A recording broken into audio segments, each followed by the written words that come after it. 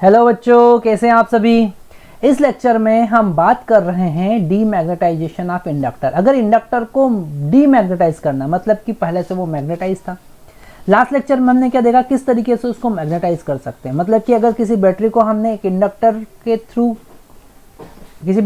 एक इंडक्टर को अगर हमने चार्ज किया एक रेजिस्टेंस की हेल्प से, बीच में रेजिस्टेंस लगा रखा है, तो वो किस तरीके से मैग्नेटाइज होगा ये हमने देखा। अब इस लेक्चर में हम बात कर रहे हैं कि अगर कोई चार्ज इंडक्टर है, कोई मैग्नेटाइज इंडक्टर है, तो उसको रेजिस्टेंस के थ्रू कैसे हम डीमैग्नेटाइज करेंगे। और इसमें पूरा कॉन्सेप्ट क्या वर्क करेगा, पूरी जो मैग्नेटिक एनर्जी है इंडक्टर में, जो मैग्नेटिक एनर्जी स्टोर होगी वो पूरी की पूरी किस में कन्वर्ट हो जाएगी, वो कन्वर्ट हो जाएगी हीट एनर्जी में। क्योंकि रेजिस्टेंस क्या करता है, रेजिस्टेंस हीट एनर्जी में इलेक्ट्रिक एनर्जी को कन्वर्ट करता है। तो पहले जो मैग्नेटिक एनर्जी वहां पर स्टोर थी वो इलेक्ट्रिक एनर्जी में कन्वर्ट होगी और इलेक्ट्रिक एनर्जी फिर हीट एनर्जी में कन्वर्ट हो जाएगी। तो पूरा एनर्जी का ट्रांसफॉर्मेशन ही यहाँ पर चल रहा है। पर यहाँ पर कुछ डिफरेंशियल इक्वेशन का कॉन्सेप्ट हमको यूज करना होता है।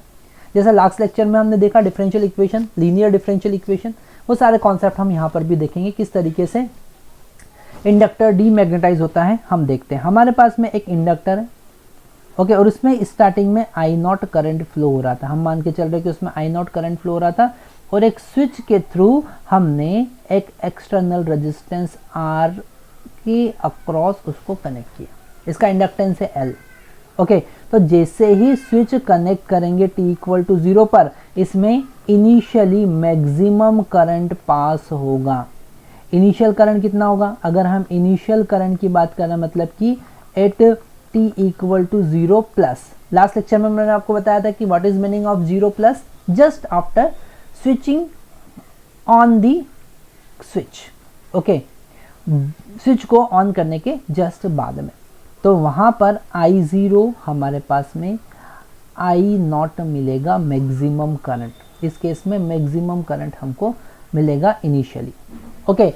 अब फाइनली अगर हम बात करें,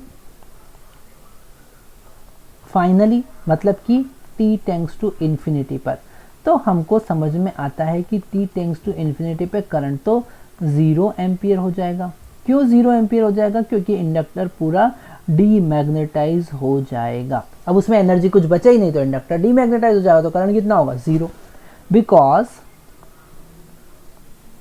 because inductor demagnetise completely, inductor completely demagnetise, ये हमको समझ में आया, ओके। और यहाँ पर ये कॉन्सेप्ट भी हमको पता है कि जो डीमैग्नेटाइजेशन होगा वो एक्सपोनेंशियली होगा। मतलब अगर हम IT को प्लॉट करें विथ रिस्पेक्ट टू t, तो वो इनिशियल करंट I0 से धीरे धीरे करंट डिक्रीज होके एक्सपोनेंशियली 0 हो जाए, ओके। और इस डिक्रीमेंट, एक्सपोनेंशियल डिक्रीमेंट का अगर हम इक्वेशन देखें तो वो क्या होगा, I0 e raise to power minus t by tau L, okay. और टाउ एल का वैल्यू हमको पता है, टाउ एल क्या होता है, वो होता है L by R. This is the time constant of RL network, okay, time constant of RL network, okay. तो किस तरीके से आप ये इक्वेशन डिराइव करोगे, किस तरीके से इक्वेशन डिराइव करोगे, और उसके बाद हम देखेंगे कि वोल्टेज किस तरीके से डिक्रीज हो रहा है, वो भी हमको बात करना है। तो ये सारे कॉन्सेप्ट हम 1 to 1 देखेंगे। तो ये तो हमको समझ में आया कि करंट एक्सपोनेंशियली डिक्रीज होगा, उसका इक्वेशन भी हम समझ सकते हैं, उसको डिराइव भी कर सकते हैं। कैसे डिराइव करेंगे हम देखते हैं, ओके। तो अगर हम बात करें डेरिवेशन की, वापिस से हम ये इंडक्टर बना लेते हैं, ओके। इंडक्टर हमने बना लिया और इस इंडक्टर को हमने t इक्वल टू 0 पर एक स्विच से एक रेजिस्टेंस के थ्रू कनेक्ट किया। स्विच हमने t इक्वल टू 0 पर कनेक्ट किया था। तो मान लेते हैं किसी इंस्टेंट पर IT करंट फ्लो हो रहा है, ओके, किसी इंस्टेंट पर IT करंट फ्लो हो रहा है। तो अगर हम बात करें, लेट अस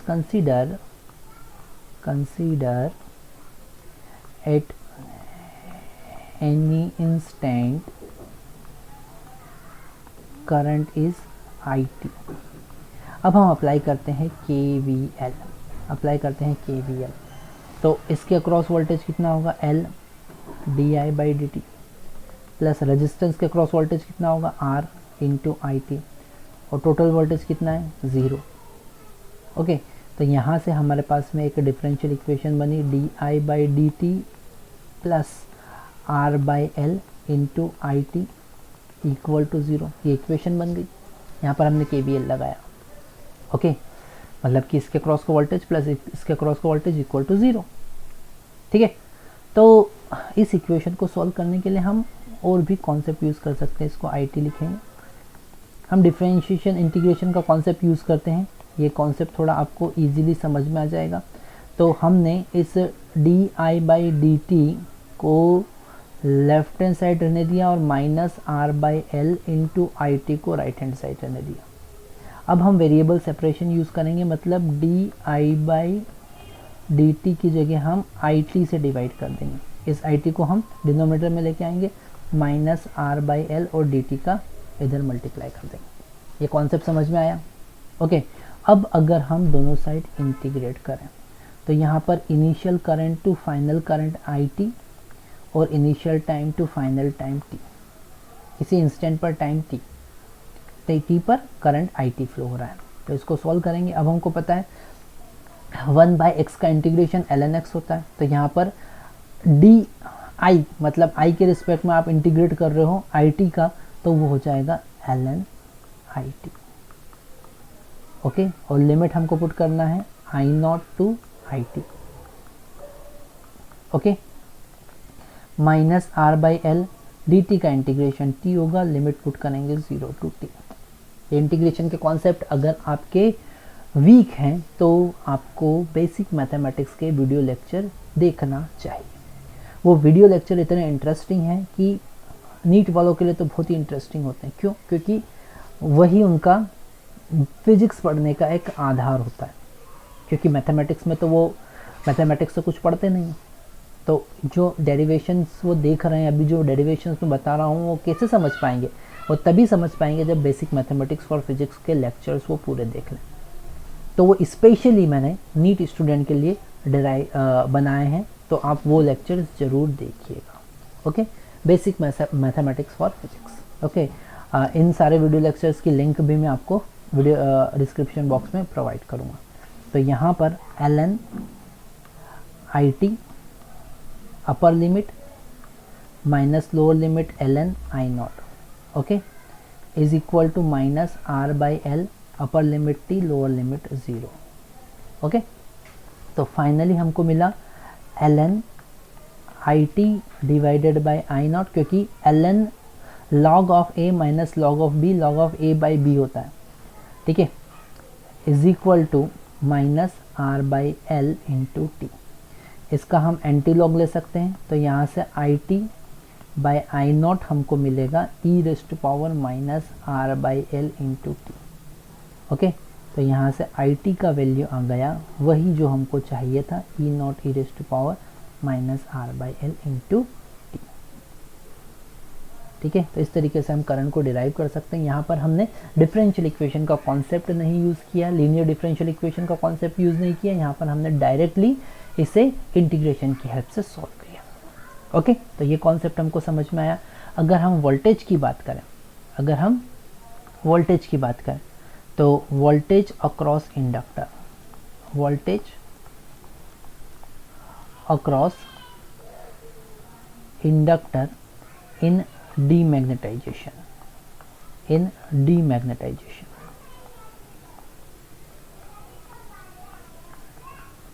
ये भी हमको याद रखना है कि एक्सपोनेंशियली डिक्रीज ही होना है। क्यों? क्योंकि फाइनली पोटेंशियल और करंट दोनों ज़ीरो होना है। तो अगर हम वोल्टेज अक्रॉस इंडक्टर का इक्वेशन देखें तो वो तो होता है L d/dt ऑफ IT। होता है कि नहीं होता है? लास्ट लेक्चर में आप देखेंगे तो मैंने डिराइव करवाया, सारी चीज़ बताई है। तो L ये तो हमको बताइए ना, according to Faraday law induction का मतलब ही ये होता है। तो I0 e⁻⁻ minus R/L into T हमने लिखा। ठीक है, L इंटू I0 और यहाँ पर e⁻⁻ minus R by L T का इंटीग्रेशन वापिस से e raise to power minus R by L into T ही होगा, पर हमको पता है कि टी के कोफिशिएंट से हमको मल्टीप्लाई करना पड़ेगा, ठीक है। तो हमने मल्टीप्लाई किया minus R by L into T से, सॉरी आर बाई एल से मल्टीप्लाई किया,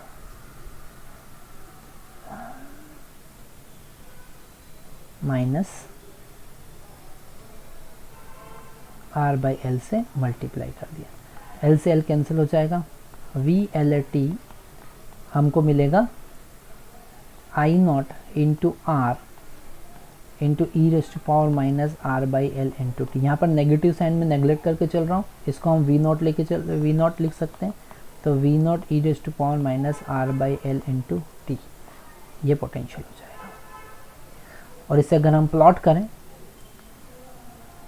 इसे अगर हम प्लॉट करें तो यहाँ पर वी एल टी भी एक्सपोनेंशियली डिक्रीज ही होगा।